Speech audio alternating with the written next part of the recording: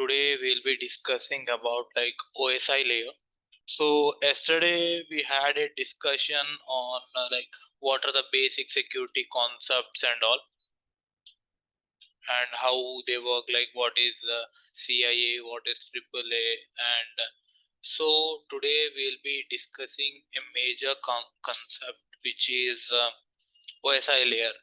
Before going to before doing any practical, we need to have overall understanding of network.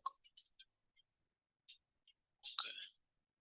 So here there are 7 layers, we'll count from downwards. Okay. Second, so basically OSI layer is the concept where everything, like every internet or everything, or the world is roaming around this OSI layer. Okay. And there is a layer 1 which is physical layer, then there is a layer 2 which is data link layer. I think it is in there here. Okay. Layer 3 is network layer, and layer 4 is transport layer, layer 5 is session layer, and layer 6 is presentation layer, and then at last the application layer. But when we use, basically, like application is in the sense like a web page. Let me go to this, web page, like it will be visible for us on where we generally work. It could be a website where we will be working. Okay. Then presentation layer will be where the data formatting, data manipulation and all will be going through. Okay. Session management in the sense where session cookies, like whenever you search anything on internet, it will be going through several servers, several routers, and then there will be session IDs and token IDs over there.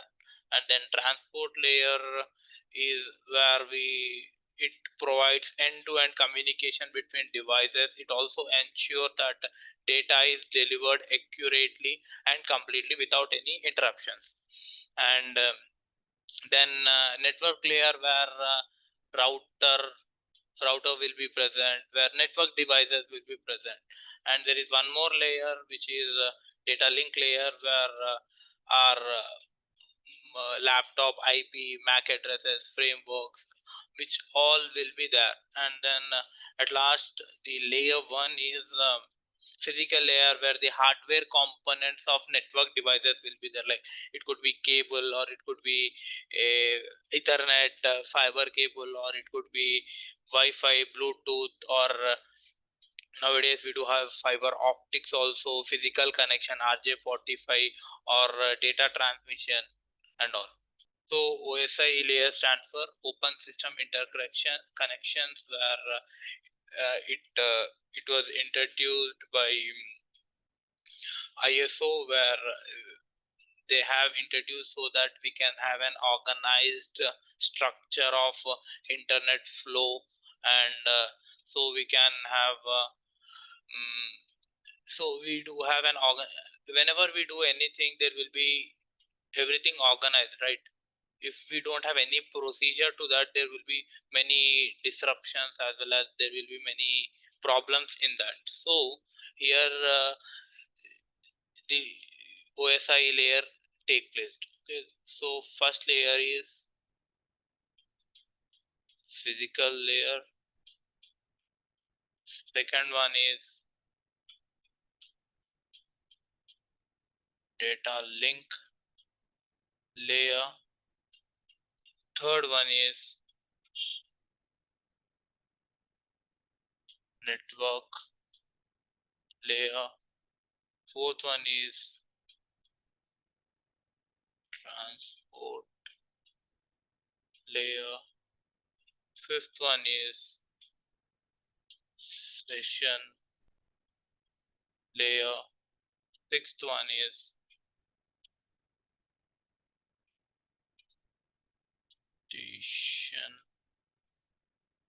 layer.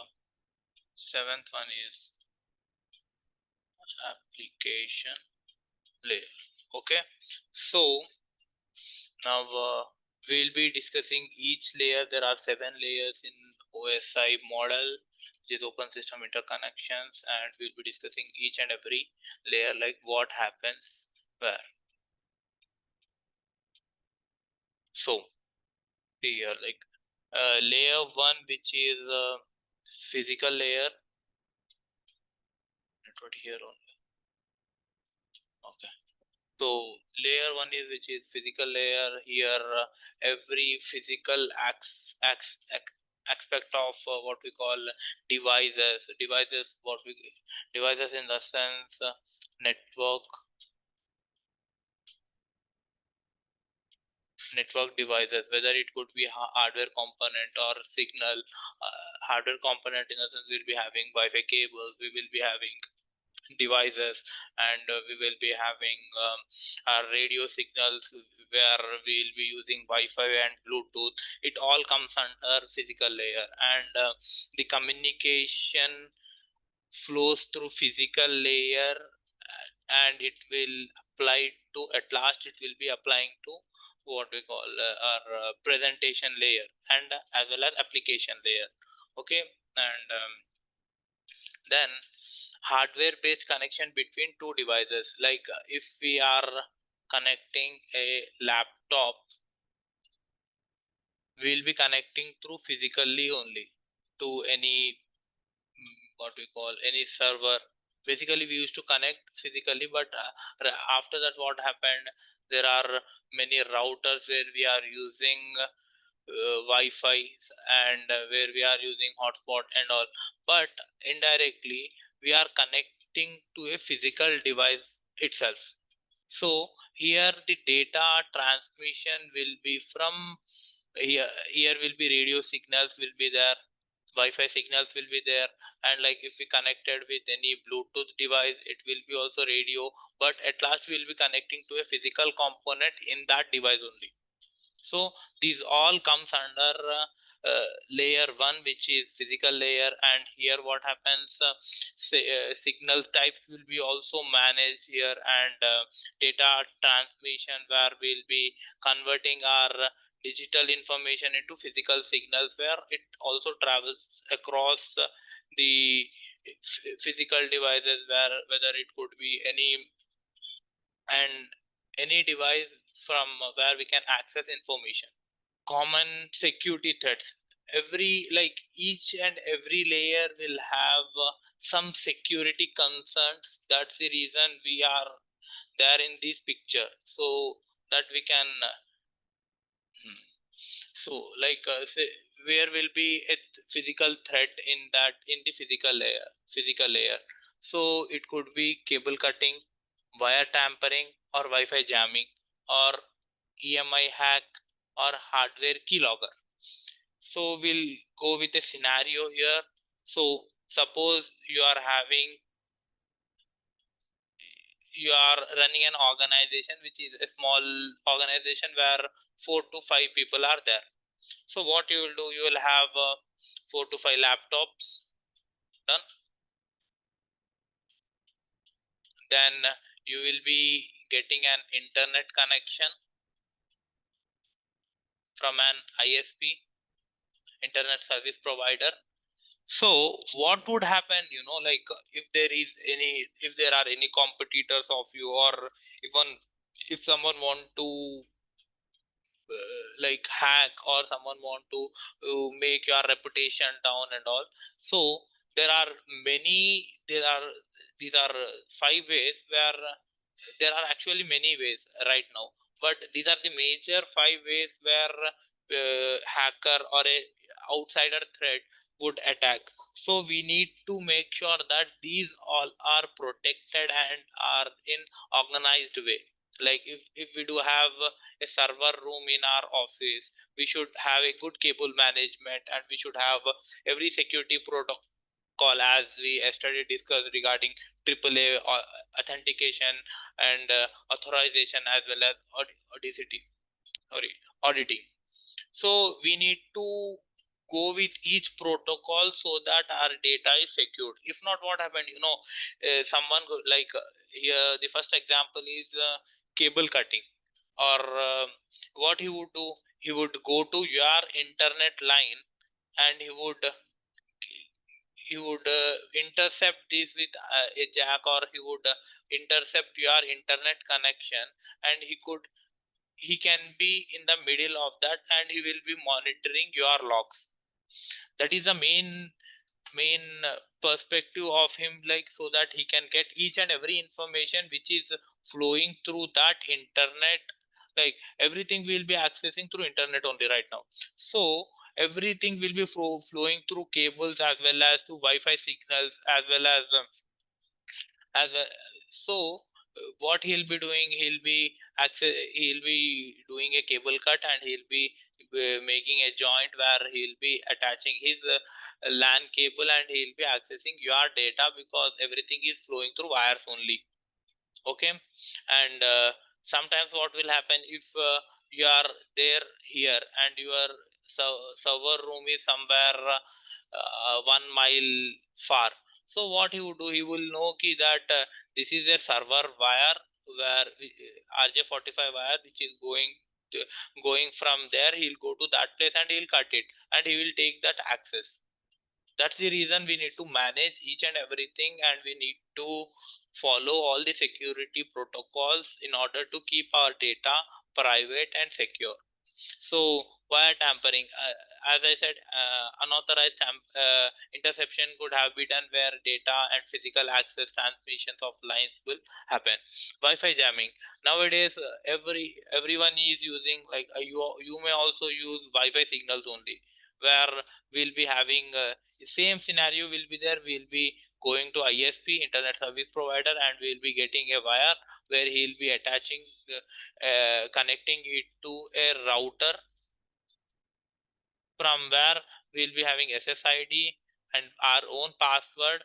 Through that, we'll be connecting our mobile devices. It could be a laptop, or it could be any device which is connected to internet. We'll be connecting to this router. So there are many tools where we can intercept this Wi-Fi, and we can hack it. Or there are some devices which we can use them, and we can jam the signals, because there are nothing but radio signals, and there will be also some ICs, and there will be some electronic components which can affect by sending some what we call signals, some harsh signals to it. So we should also be very cautious for that. We need to keep eye on everything. We need to have a good Wi-Fi setup where we can keep secure our data, and we should there is a policy where in organizations, for every 30 days you will be changing, for every 1 month you will be changing each and every password of your it could be your account, it could be your device, or it could be your login password, something. Everything will be changing in 30 days, because somehow, however, human may make errors where the password may leak, or because it is very common that we go to any website, we will be directly connecting to it, and will be granting all the permissions. So there is a possibility that there could be a vulnerability in that website. So a hacker, or a team of hackers may steal your password from there, and they can access your account. That's the reason, for every 30 days or every 40 days, passwords will be changed in corporate level, and in organizations. What is EMI attack? Like, electromagnetic interface used corrupt or destroy transmitting data. So we are using RFIDs. So where it is it will have some amount of 1 MB or 500 KB. There will be less memory, where we'll be storing some information, where it will be accessed through our electromagnetic interface, which will be in our phones, as well as in electronic devices.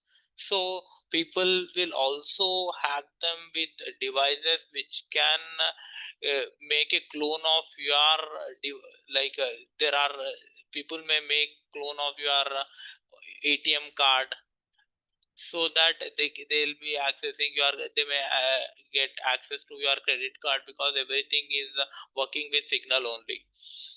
And hardware keylogger, as I said, they may hardware keylogger, where a person may plug any USB, or it would sometimes there will be like normal cables only, charging cables where will be, but at the end there will be some memory in that which will write a script, and if you plug it to your phone, or if you plug it to your laptop, it will run a script where it will record all your keystrokes, like whatever you type on your laptop will be recorded, and it will be sending through a web server, and the internet will be present in your laptop, and the hacker can get an access, like what you are doing, what the keystrokes, like where you are typing, everything will, as we know, we will type with keyboard only, so the passwords and our email IDs, everything on a hack.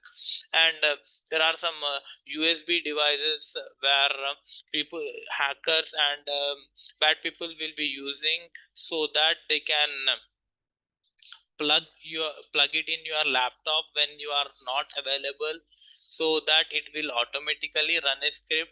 Whenever you log in into your laptop, it will hide, it will go and hide, it will slowly record all, same scenario will happen, it will slowly record it. Basically the USB device or any small memory devices, there will be malware scripts written behind them, so that it will give C2C connection to an hacker. So that's the reason he will get access to your devices. Okay, so here a real world example where attacker gain a physical access to your office and install hardware keylogger between an employee keyboard and computer. This is small in conception, as I said, that it will include your password, confidential messages, and sensitive data, where he can use that data and he will misuse it. He can use in favor of him, and which will make losses to you. So next layer is the data link layer, where the layer is responsible for node to node communication on same network. In it organizes the data into frames, manages MAC addresses, and control how devices access the network. It and it also ensures that detection and prevention, as we detective and preventive methods we saw yesterday, it will also ensure any errors are there in detection and prevention.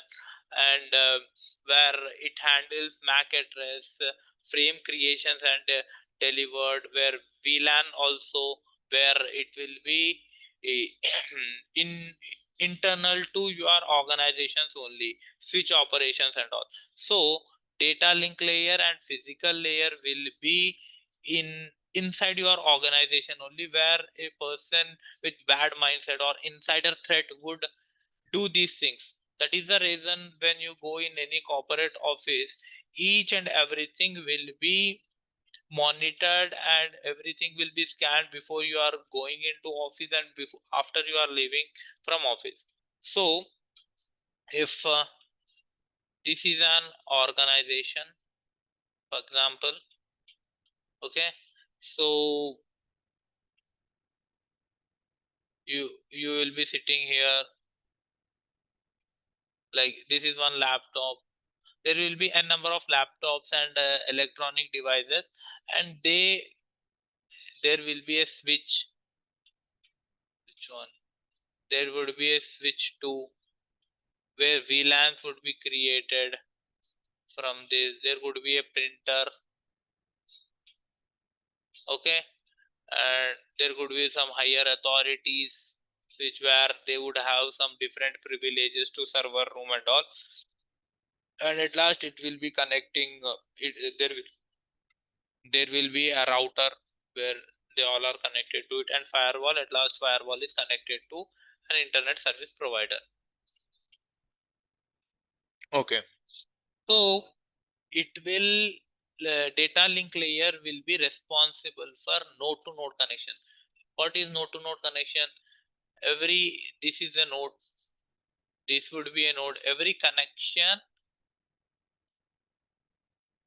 is a node, so it is responsible for this. So there will be a monitoring of whether the person is having as we discussed yesterday, whether the person is allowed to access this printer within the organizations, or whether this person is allowed to access the server room, whether the person is allowed to access any other data sources or any other inside share folder, and whether he can copy those, all things will be taken care in data link layer.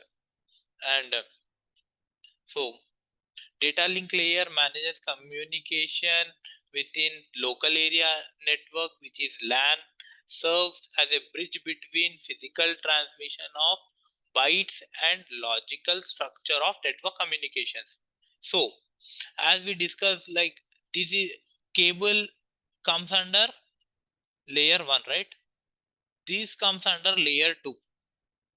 These network devices, where network devices come into picture, because we are transferring data, so the name got the name taken as data link layer, where every physical layer is connected to data link layer, and it will be responsible for whether permissions and all, whether he is allowed to access all this information, whether he is allowed to access that server room, whether he is allowed to access not physically but virtually with these cables only, where he'll be writing IP, where he'll be having access to those folders. And data link layer is organized into frames, which includes error detection mechanism like cycle redundancy check, CRC, also flow control to manage the rate of transmission, as where they'll also monitor, as we discussed, IDS and IPS. They'll be sitting here and they'll be monitoring each and everything, like what is the frame rate of data he is transferring. Like suppose it could be, as we discussed, one file or one folder could be there. So like if it exceeds to that, he won't be having access to that. So there will be some mac, as well as there will be also a mac mac address. Every device will have a mac address, and the switch will be here, will be giving policies, so that for that mac address only he can access the server room. So because every level 1, level 2, level 3 manager and all, they will have, based on their level, they'll have different permissions, where this data link layer will come into picture. Key protocols will be Ethernet, Wi-Fi, point-to-point protocol, STP, spanning tree protocol, and VLAN, where virtual LAN has been created in our subnetting will be taken place in our what we call in our switch devices. Okay.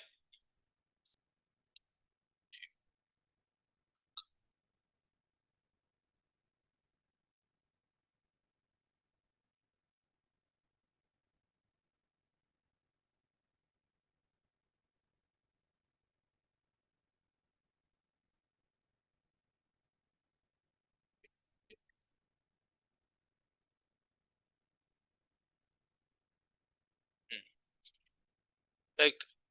Like is it visible, like whatever I'm writing? Hello. Yes, bhai. Yes, Like yes, it is. everything is visible, right? Whatever I'm writing here. Okay then. And also like ARP will be there, MAC flooding, VLAN hopping. So as we discussed here only ki every segment will be divided here, whether that VLAN or VLAN is nothing but a virtual LAN where it will be divided virtually.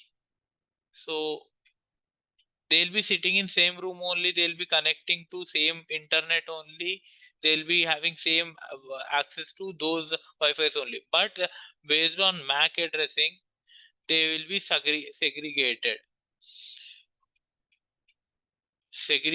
and they will be having different permissions where they will be everything will be flowing through, but there will be protocols where it will divert you to like if you want to access that server room or any file, or if you want to access all those things, it will be based on that only. And attacks will be seeing here. So are spoofing, attacker sending false ARP messages to associated their MAC addresses with IP addresses of legitimate device. So what would an attacker do here? So what attacker can do, he can send some different MAC, he can ping with some different MAC will be same, but he'll try to change, he'll go to IP config in his console and he'll try to change his console IP so that it could manipulated at this level, at data link layer, it could manipulate, as well as MAC flooding where he'll be doing fake entries from another IP, he'll be changing IPs rapidly, he'll be changing IPs as well as MAC addresses also, he'll be try to go into another, like if this is his device, he'll try to access something from another device, D1 and D2. What he'll do first, he'll get to know what is next IP address, what is his IP address, he will try to ping. Like if it is responding, then he'll go into this machine and he'll try to access some information. At last what will happen, the blame will be coming on this person too, where everything will be recorded on his name. Okay, next will be VLAN hopping, where which exploits the misconfigurations in VLANs. So what if there is an misconfiguration in VLAN? Suppose you are a junior level employee and there is a manager, so here you will be having access to only certain things. So like you can have access to clients contact portfolio. Okay, the manager will be also having the access to this, but he'll be having permissions like read, write, update and delete. You will be only having access to read and write, and everything will be we are discussing right now about the traditional architecture of network where everything is stored in-house only. Okay, this is a server room, so you will be connected to same network. But what if they didn't, like in Active Directory they didn't mention that this employee with MAC address 1 should only have permissions to read, and in same like in Active Directory MAC address 2, who is manager, he should have all permissions like read, write and update. So if there is any misconfiguration in VLAN, sorry, if there is any configuration in VLAN, it will misplace, so that employee may have access to read, write and update, which is a blunder, where he will change or he will delete some important information. He like wantedly or unwantedly, he may update some client's portfolio or some margins or some what we call their point of POC, point of contacts, and some meeting schedule he may delete or update. That is the reason every layer in OSI should be taken as serious as your personal passwords, so that they won't there are no such vulnerabilities or exploitations where insider or outsider threat could have taken place. So here we'll be seeing a scenario where our spoofing, as we discussed, a malicious actor, in the sense a bad person or bad insider threat on a local network. What he'll do, he'll send a fraud ARP where it will be responses for claiming all default gateway of your router. When he is having access to your internal network, then it is very easy, so that he can go through your gateway, which is router, and he'll be doing all the unwanted things, and you may be caught at, like we saw in this example. So he'll be accessing through your Mac, and he may do some unwanted necessary things here, but the blame will be on this person, because because this person Mac and IP are seen here. Okay, and you may not be know. Example of this is man in the middle, where you are there, he'll be sitting in between you, or this would be good, right? Internet,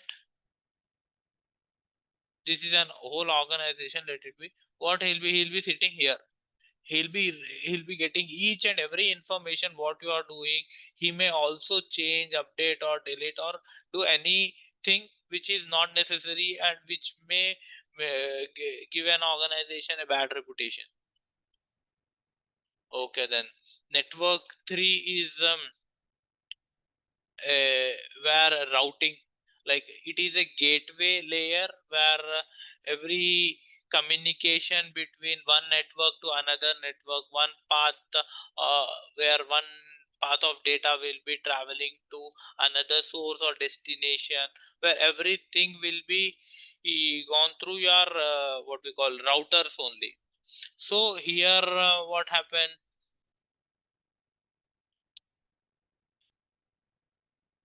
sorry, one second, let me share so that I can show an architecture. Okay,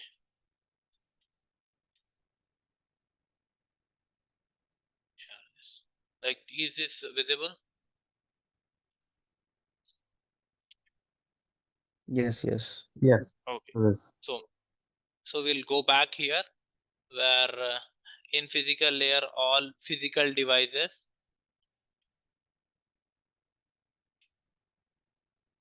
you can remember like this, which could be a cable or anything.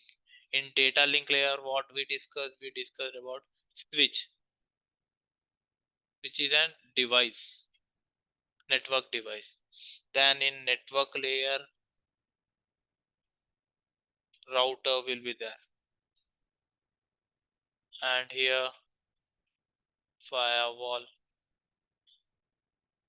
and these all comes under app based firewall. Okay, so here whatever the attacks will be, they will be on, as we discussed, they will be on physical devices. Here whatever will be attack, whatever would be the attack, it will be on physical devices, but it will be on switch, where network segregation, VLANs, and each and everything will be there. But if an attacker attacks on this, if an attacker attacks on this, what happens, he'll have each and every access through in and out of the data, like each and everything, except this firewall if he is on this layer where VLANs and network segmentations as well as each and every network application will be taken care by him here. See, we'll be discussing what all the attacks will happen here, where IP spoofing will be there. IP spoofing in the sense he'll be changing his IP, or he may come into your digital space where he'll be using your IP, and he'll be doing some malicious activities. And here in network layer, the network layer decides where data goes by an IP address. It routes packets between different networks and find the best path generally. So what happens, whenever you search anything on your laptop, it will go in an organization, it will go to switch. We'll call this as endpoint, then it is switch, then it will go to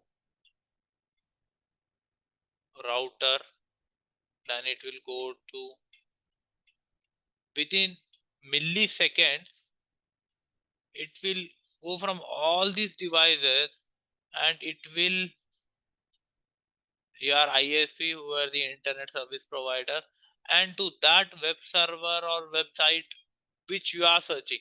So within fraction of milliseconds everything will be happening. Okay, so here what would be an attack? IP spoofing. Attackers forge your packets heading with fake source IP addresses to impersonate legitimate system, bypass access control, or launch reflections and fundamental attacks and techniques. So we'll understand here. So there will be some protocols as we discussed yesterday. Manager, will take him as an example. So manager will be having all the privileges. So what attacker will do? Attacker will use his IP and he'll bypass all these things because everything is allowed for this manager. But if you are a normal person, you work in an organization where you won't have all the permissions. Basically, in network, everything is based on permissions which are given to him or which he want to access, which are given by any request or which are given for certain time only. So what he'll be doing?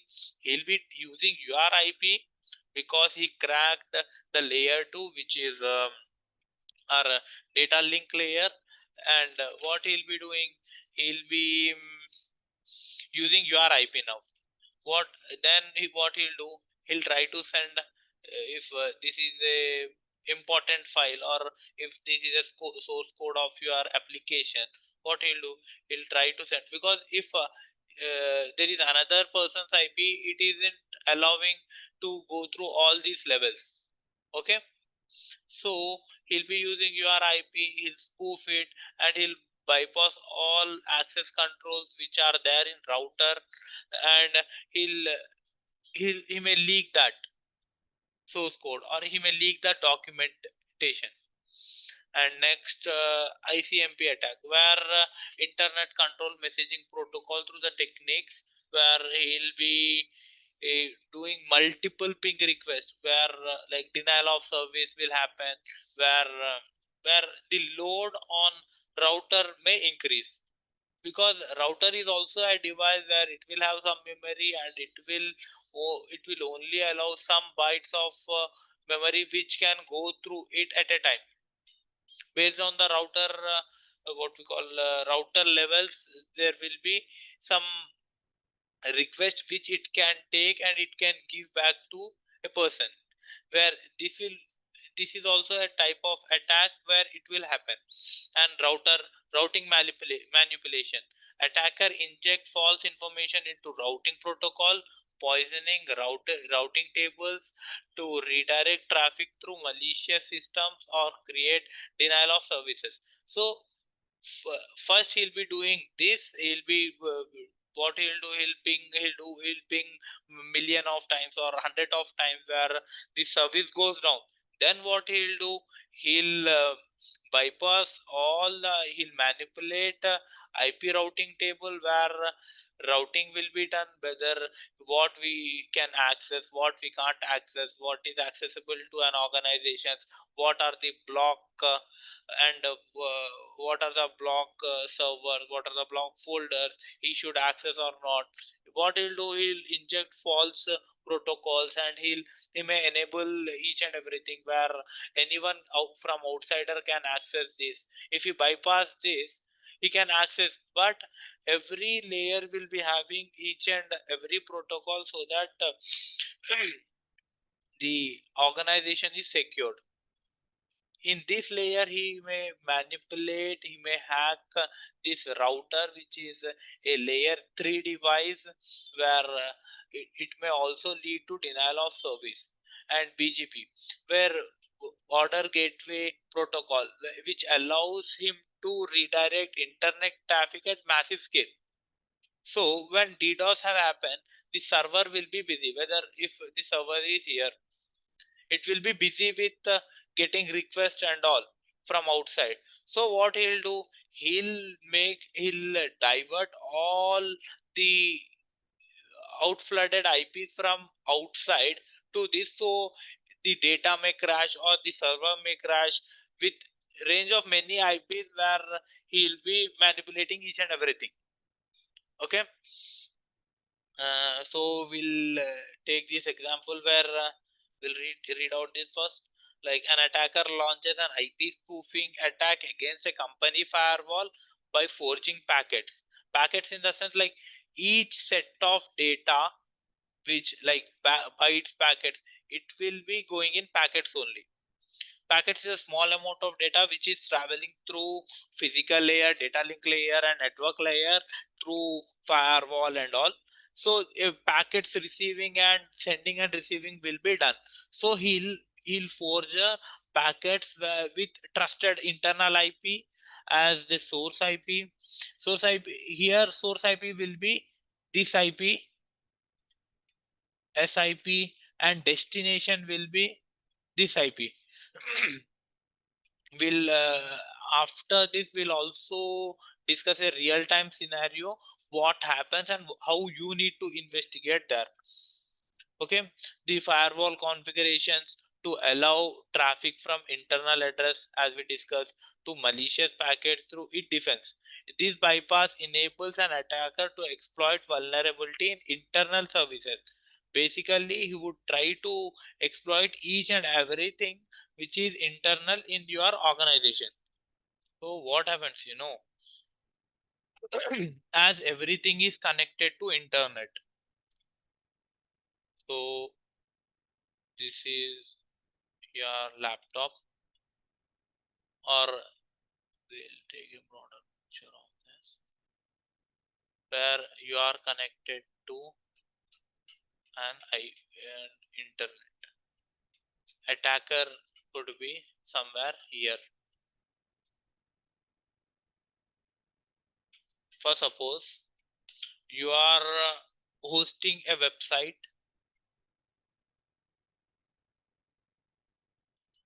These are some network devices. You are hosting a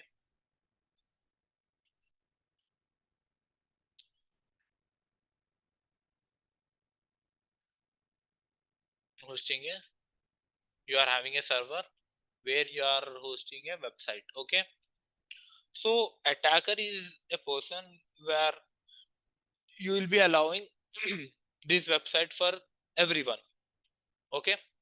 So what he'll do, he'll just run an IP scan or nmap scan, where it will discover the open ports. Okay. Open ports. Or he may also, when he runs any necessary scan, the versions of your devices will be discovered. Version open ports and all. So basically what a hacker or attacker will do, there every day there will be vulnerabilities exploited with CVE number, and there will be year, and there will be some number else with, there will be some numbers actually, like this is an ID number of vulnerability. Every day there will be some or the other vulnerability discovered by attacker groups or any organizations, where they will where they will see the flaws. Okay, then what happens, they'll let you know ki this port or that version 1.2.1 is having vulnerability. In that, the port is open, like port something 5631 is open, which can allow internal access. So directly when this attacker will run a scan with tools, he'll get to know like which version and what are the open ports. So he'll directly use that port as a gateway. That's the reason whenever you build a setup, a network device setup, you need to have good configurations where you should only allow internal, will be creating actually zones in firewalls, like lower zone DMZ, where the server or the web hosting internal server will be different, and website hosting server will be different, where outside traffic will be redirected to this side. But if it is not there, if it is internal only, then what happens is directly, because it is inside your firewall, right, he'll pass through the firewall, where the policy is written ki any IP is allowed to access this. He'll use this rule as a flaw, and he'll try to exploit your internal devices. Okay, so what he'll do, every website will have a database. Okay, where internal data, same website, if you are running an organization, what you will do, you will buy a domain, like it could be ccp.com. There is a domain. Internally what you will create, you will create many pages where you will have personal accounts in there, you will be having public facing site over there, and you will be having a data sheet where MySQL or anything will be used, and where data will be stored. So in here the firewall will be there, which where the rules are written, whether any allow from outside or deny from outside, allow this IP range or allow that IP range. Here firewall will be having, which is traditional firewall. But here what will be there, here there will be a WAF,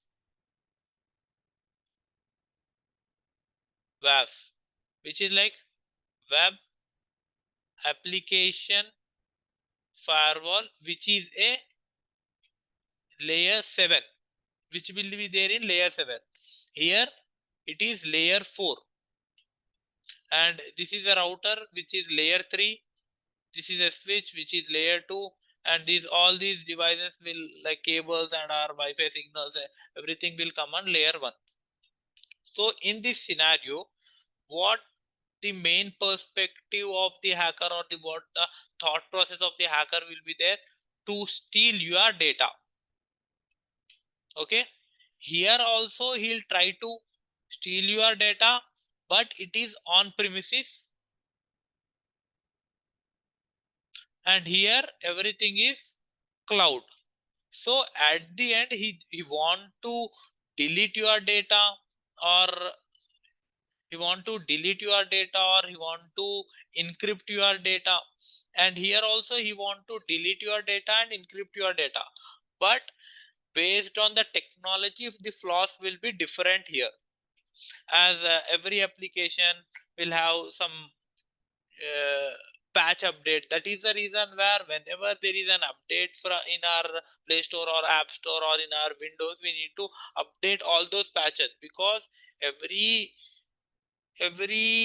security or every tool or every website or every application or every network devices will have some or the other flaws, where when new technologies come, it is easy to bypass all those things.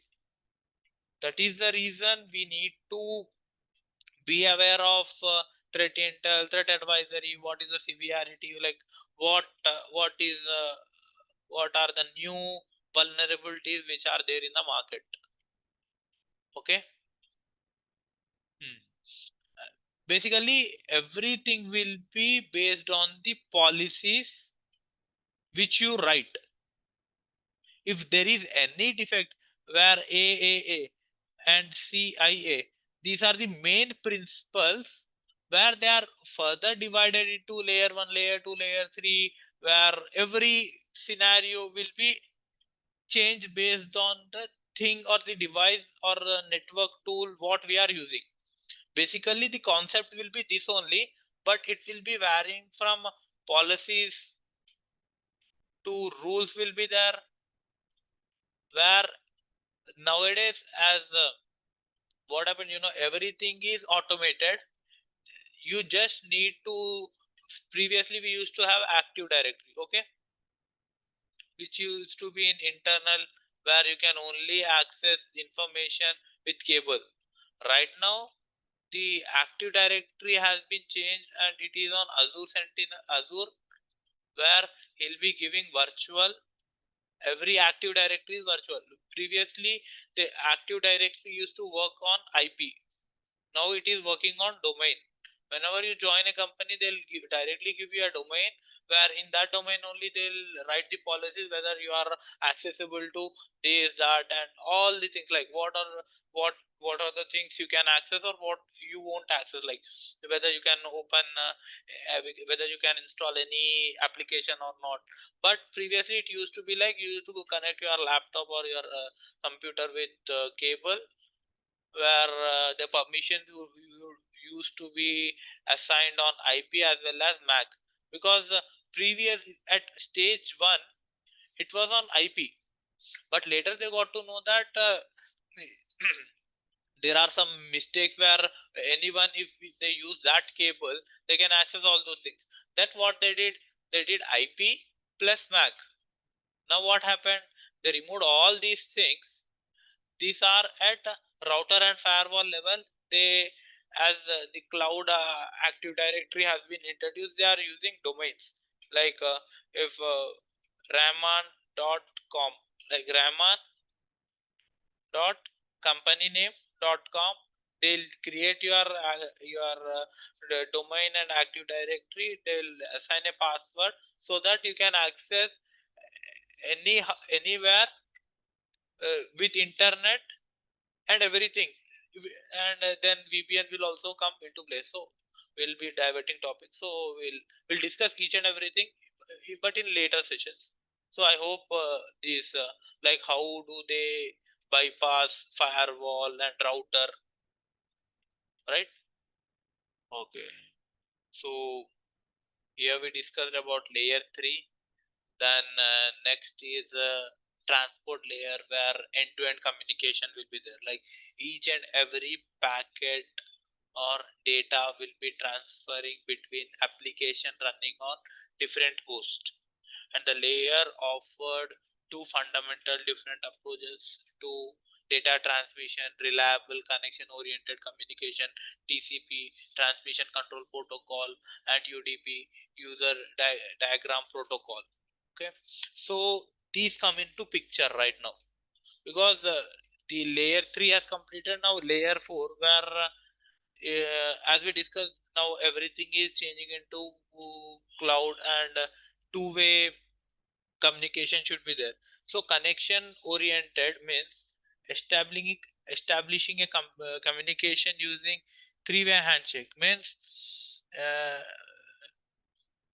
you will be there, there will be an internet, there will be another person, or it could be a mediator. So you will be conveying information to him, then he'll be validating whether it is required or not, and then he'll be sending this information to him. This is what happens. Like, there are 3 stages, right? Then what happens? Then it will also check whether you are allowed to send information to them or not. Suppose you send information to this and this, like basically you are sending to him, but it is a validator where it is validating whether you are permitted to send anything or not. So next, what happened, if he is sending any information, it will validate it in its routing table whether it is there or not. So if it is there, then it will be transferring to him. If not, it won't happen. And here next will be like guarantee packets arrival and correction ordering. So each and every information you are sending or you are getting from them, everything will be in packets only. It will be validating whether it is in correct order or not. Like if you send hello, it should reach him like hello only. It should do, it should won't go, it shouldn't go like it first O went, then LL went, then E went, then H went. Then it is a data manipulation which is done, which is wrong. Like he should not receive this one, and he should receive this one instead of this. If he got received this, then there is no data validation or correction of ordering. Okay, and it will also check the flow control, where how many bytes he should send, how many bytes he should receive. Everything will be taken care. Okay, and use case web browsing, email files, and whether he is allowed to use certain websites, or how many websites he can access, and what are the categories. Because and in an organization, they won't define each and every website. There will be categories like alcohol, tobacco, and categories will be defined where they'll be allowing and disabling whether they can access or not in TCP. And in UDP, sender data without establishing former connectionless. Right now, as I said,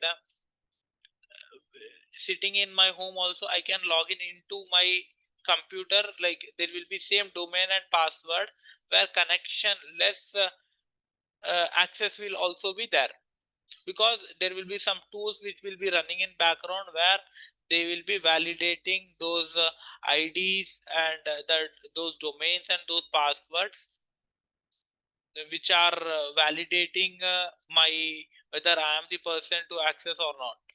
Okay, and minimum protocols will be there, maximum speed will be there, no errors, no error recovery. Like does not retain lost packages. Like in UDP, what happened if the packet hasn't been sent? Like if you send from here, if it is stuck, it won't what we call it will lost in somewhere. Like it will be there in a network pipeline only, but it will mix up with the other data, where the data will be disrupted. Okay, and sorry. Now we'll discuss a real world scenario, where a major, as I discussed, like a website is there. It could be any website, like experiences a flow attack during peak shopping hours. So what happened? Like uh, it could be genuine traffic, or else like this is a website you are like 10 people are accessing, but suddenly 100 people or 1,000 people or some more people are accessing. Then what happens? The website gets slow. Like generally what we call server down and all will call, right?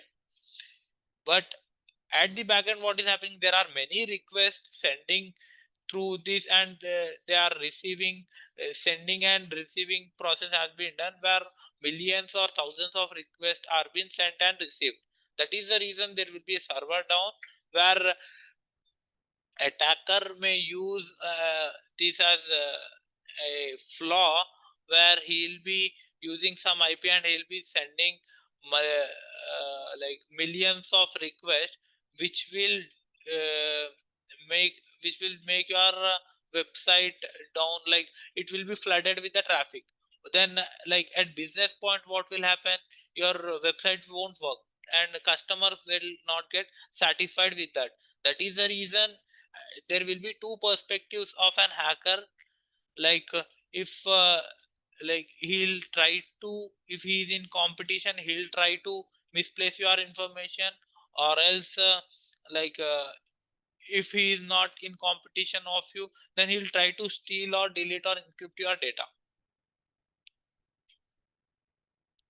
Then in layer 5, which is session layer, where it will maintain all the logins, passwords, and like tokenization of your will be done. Like before that, the session layer was not there, where session management was not there. In the sense, like you opened your laptop. So we'll take general example, like previous days example than nowadays. So previously, what used to happen? You used to go to a website, you used to log in once, and if you refresh that, login and password used to get lost, like cache file and were not there, like storage was not there in session management. But right now, what is happening? Like if you log in, like if you went if you use any website, or if you use YouTube, you went and log in with your email ID and password. Now what is happening? Whether you refresh or you do anything, the URL is present and that your website is present, your account and passwords are also present. Okay, like there are no loss of data while searching online. Like sometimes what happens, suddenly our laptop got shut down, you can just press Control Shift T. Then whatever the tabs you were searching, they'll all be retained and recovered right now, because the session management and the session layer is very advanced, so it can manage all the interactions. For example, like video conferencing is also there, because session management in the sense, like it should carry your data and it should revert back to you at last. Okay, the session, the packets, the information which you are sending, it should go to the like sender will be there and receiver will be there. It should go from him to him, and then next what will happen, he'll become a sender, he'll be talking to you, he'll become receiver. So this communication, two-way communication should be done, and that is the reason session layer come into picture, where it will what we call, it will retain all the sessions in our network, computer networks. Okay, so what will be the session layer vulnerabilities? Session hijacking, session fixation, replay attack. So what happened, there are hacker may attack on your endpoint. He'll try to capture those tokens. He'll directly copy that list of tokens and he'll use a cookie management tool. He'll paste that, and each and everything what you were using without password, it will be reflecting to him. Means here he don't need your password, your domain name or anything. He'll be just copying those sessions and he'll be pasting in his session token application, which will retain all the web applications, or your what were you doing, it will be visible to him. That is the reason nowadays what there are session management are there. Like if you log in something, it will take like if you refreshed, like tools will be there, security tools will be there, it will be available until the screen is on. Like if screen got off, it will delete all the session cookies, because there are very private session tokens where the transactions of the data is very important, where the hacker should not or the attacker or the data should not misplace. So in session hacking, attacker intercept and steal valid session tokens or cookies, allow them to impersonate authentication without knowing the credentials, as I said. And in session fixation, what happens? Malicious actor tricks victims into using predetermined sessions. So what happens? Sometimes what happens if we are using any outdated website, some pop-ups will be coming. Something may automatically download if you click on any icon, like if it is corrupted website or useless website. What happens? There will be many pop-ups and many ads will be there. If you try to close them, also something will download in our laptops. This is where session fixation will be done. Okay. And replay attacks, attacker capture legitimate sessions, establish packets and retain them, gain unauthorized access and duplicate transactions, even also encrypt. Like if the traffic is encrypted also, he's capable of doing that, like if he cracks this layer. Okay. So we'll take a look, like a user log into an online banking. That is the reason where whenever we use online banking, there is a session management time. Like if we turn off our laptop, the login and password will go. Okay. But so that is the reason you should not use free Wi-Fi's, like free internet.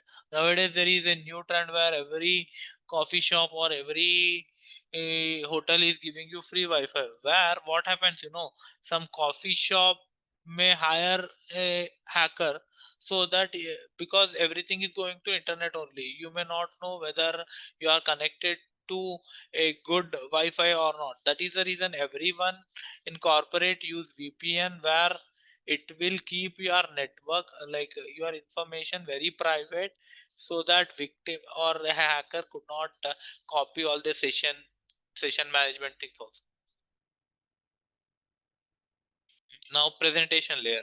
Here the data translation and security will happen, where formatting, encryption, decryption, compression, and it also transfer network and security officers handle data formatting, encryption and compression, where it will be between two systems.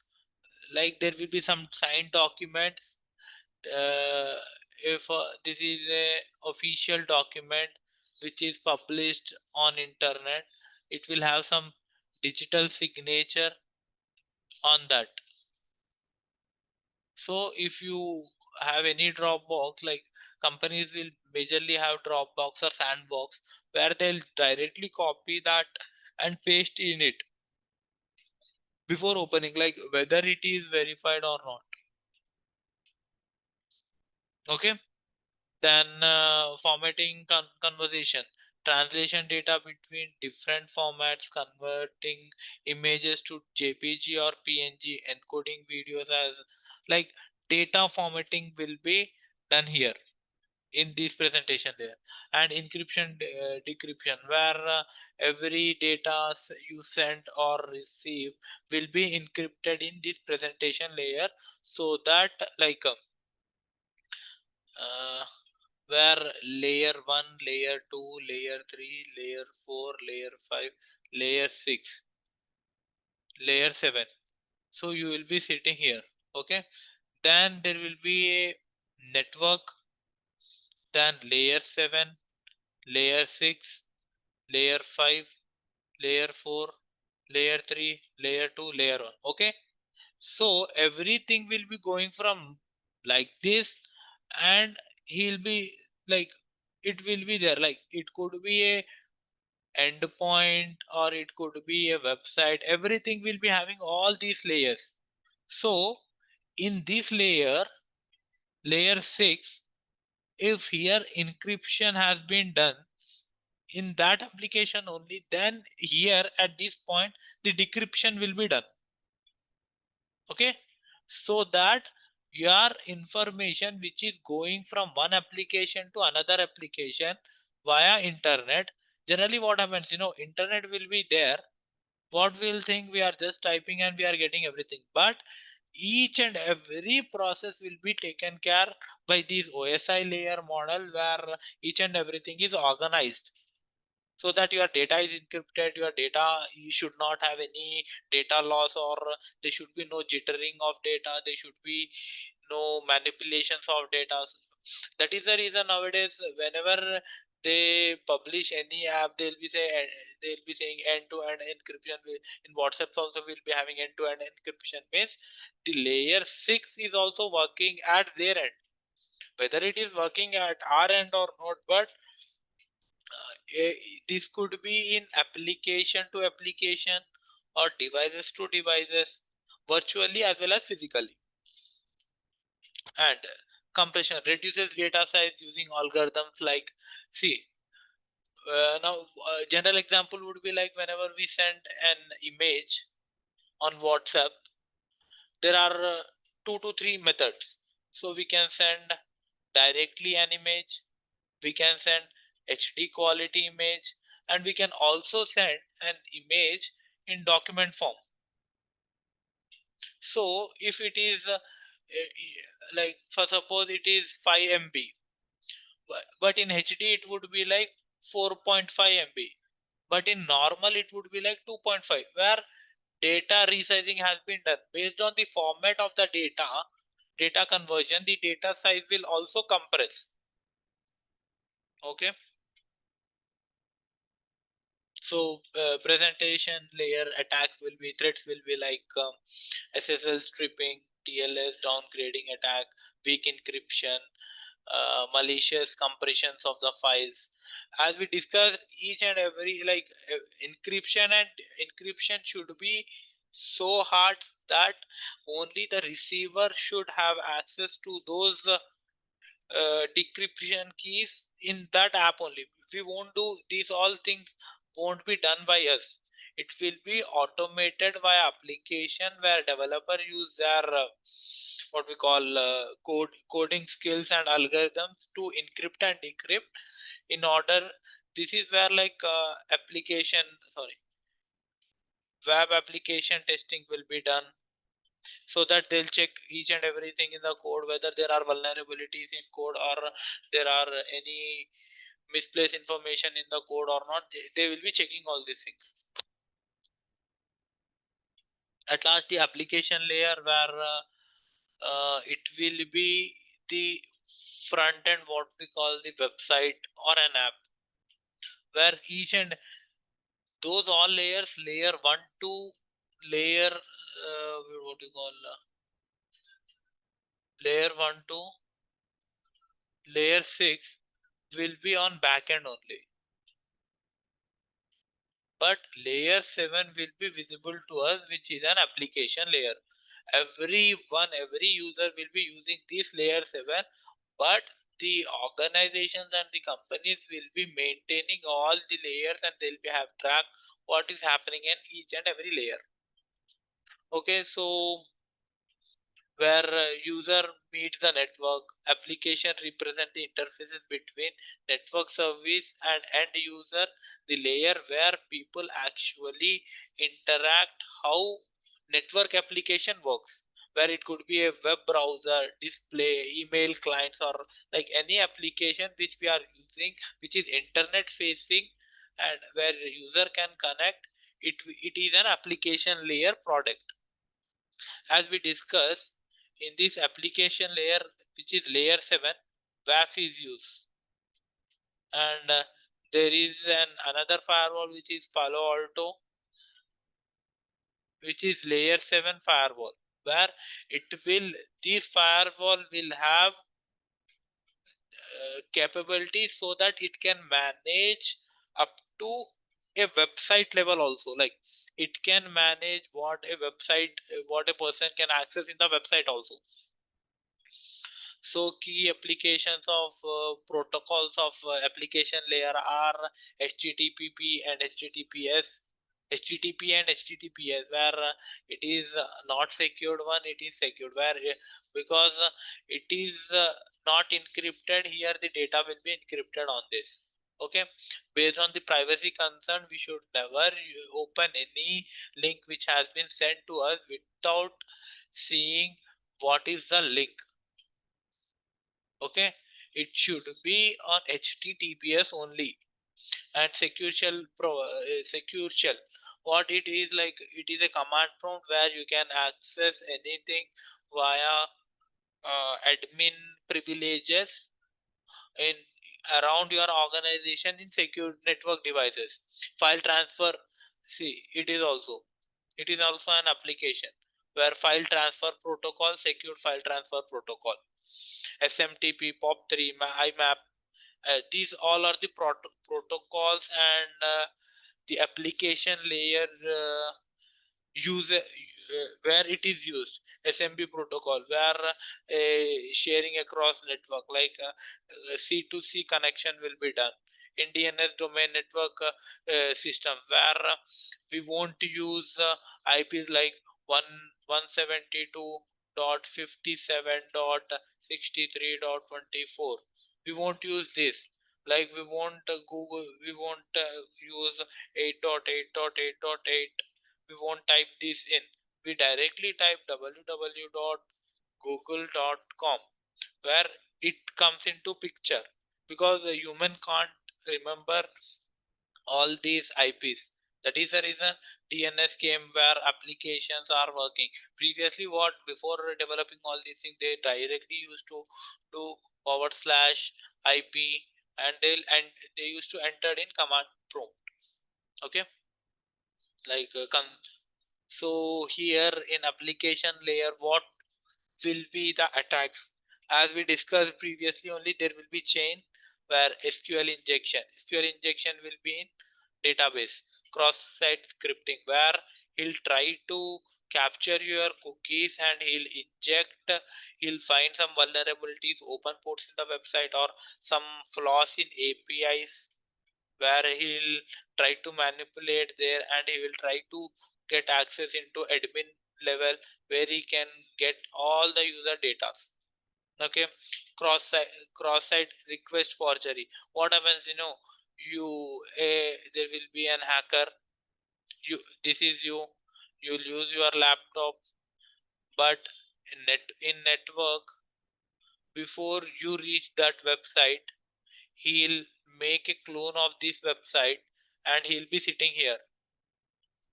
Okay, you will be accessing here, and every information will be gone to this hacker, then he'll be searching here, what are the passwords, it will be gone through him only, where he'll be forging the request which are sent to you.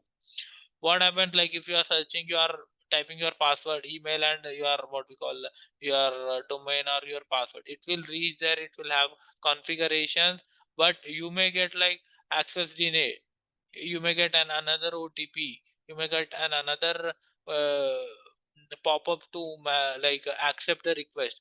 But at backend, what he'll be doing, he'll be having access to um, your website or your login ID, password, DNS attack, where what happened, he'll use a domain, like he'll impersonate, like instead of MICRO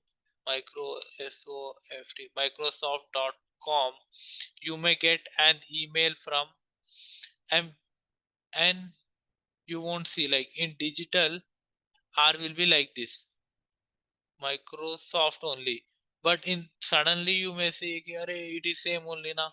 You may click on that link, where typo error we will call it, where it will be impersonating the website domain network systems, where it will be redirecting to a malicious website, where it will be the clone of the original website only, but you may not find, you may end up giving your what we call email IDs, passwords, and all, where from there it will be affecting.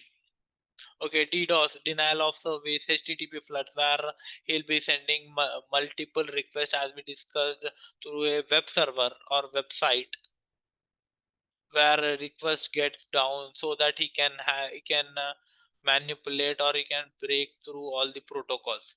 Phishing is nothing but what we call if someone is sending you somewhat tempting email, like urgency would be there in phishing email, or like it could be like, as I said, it would be same domain or same name, but you may not see this spelling who is the sender or receiver, where he'll always he may already gathered information using social engineering from your social handles, like what you do, what all your likes and dislikes. He may send you some tempting offer, like there is an offer in eBay, there is an offer in what we call Amazon, please buy this, like there is a big bin deal day. Like during these things, during this season, they'll try to hack your account so that they can steal your amount, or so that they can blackmail you.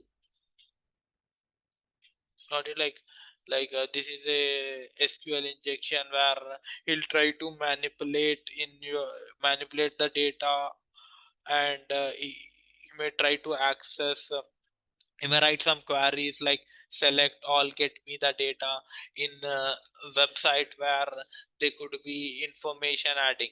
That is the reason, like input validation will be done while code review. Like that's it for day. Like